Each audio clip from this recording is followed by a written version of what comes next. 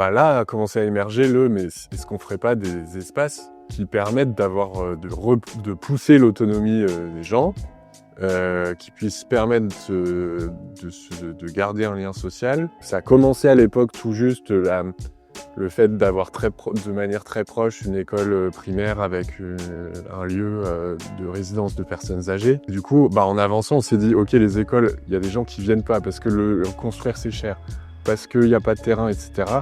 Est-ce qu'on ferait pas du logement collectif ? C'est pas l'Ermitage qui s'est posé et qui est venu construire ça tout seul.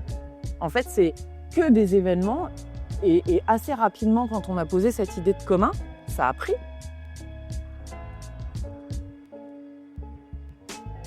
On se confronte aux agriculteurs du village, en fait, tout simplement, qui sont là. Ils sont chez eux, c'est leur territoire. Et donc, nous, on arrive comme si on voulait leur voler quelque chose, finalement. Donc déjà, ça pose le truc, citoyenne, éco-responsable, coopération, c'est quoi ces affreux gauchos ? On avait fait le 13 mai, c'était trop bien, on avait 1000 personnes en une journée, ou presque. On se dit, putain, il y a un truc là, il y a un truc.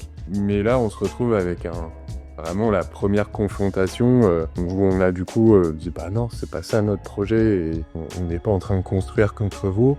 Et au final, Gérald, aujourd'hui, sa femme est administratrice de l'association. Il s'est passé un truc où les gens ont commencé à ressentir dans le réel, parce qu'il y avait des événements, le bénéfice de faire ensemble. Le premier, on se rappelle encore tous, parce que ça a été un moment je dirais très très très symbolique, du lancement d'une association qui est toujours existante, qui s'appelait Sans Filet de Prod, qui en fait, c'est des gens du coin qui étaient passionnés de culture, qui ont envie d'amener, de faire des propositions sur la promotion des arts vivants. Et avec les réseaux, avec plein de gens du coin, ça décolle. On a des premiers apéros à 150 personnes en septembre, le premier gros concert à 150 personnes en septembre 25. Aujourd'hui, heureusement, on vit dans une démocratie participative où tout le monde participe au DCGE, c'est merveilleux. Pour la survie du territoire, en 2025, du coup, c'était la culture des pavillons, chacun chez soi, l'individualité, chacun son petit jardin, etc.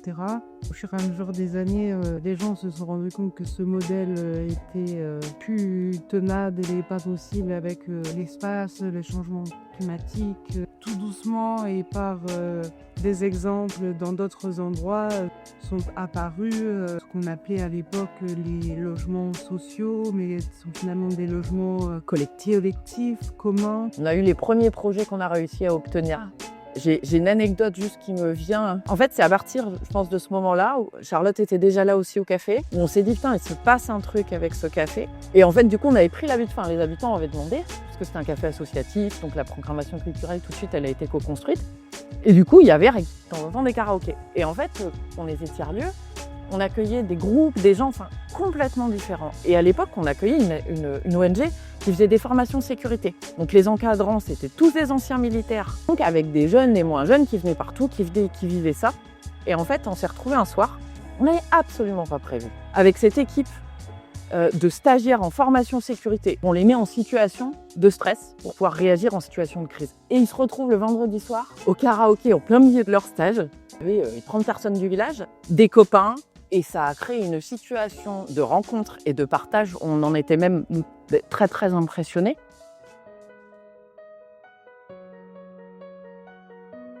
Il y a eu beaucoup d'argent au début pour les tiers-lieux, justement parce que c'était prometteur, etc. Mais ça n'a pas été pérennisé, comme pour beaucoup d'associations. Et donc du coup, on a dû à la fois solidifier notre infrastructure économique pour sécuriser le projet dans son ensemble. Sur les 25 dernières années où on était quand même dans une période où on avait tous l'impression qu'on allait sombrer dans le fascisme, c'est d'avoir senti que des lieux comme celui-là avaient pu jouer un rôle. La réponse a été, au travers de l'opération Milliard, autant sur la question de, effectivement, il y a des gros enjeux, il y a besoin de fonds très très importants. Du côté de la rénovation, Mathieu l'a expliqué, à ce moment-là, c'était une question de survie. Grâce aux rénovations, grâce à l'embauche, faire nos premiers séjours de vacances solidaires pour des familles, avec tous les ateliers qu'on peut proposer autour de la biodiversité, des découvertes de la nature, autour des ateliers numériques. Et pour moi, ça a été un moment où, moi je suis mère célibataire de 2 petites filles. Je vais pleurer. Mais du coup, Voilà, de pouvoir avoir ce pan d'hospitalité et d'être un lieu vraiment où, peu importe ses moyens, on peut venir bien manger, s'amuser, découvrir, apprendre, s'émerveiller, rêver. Moi, ça a été voilà, un moment chouette et important.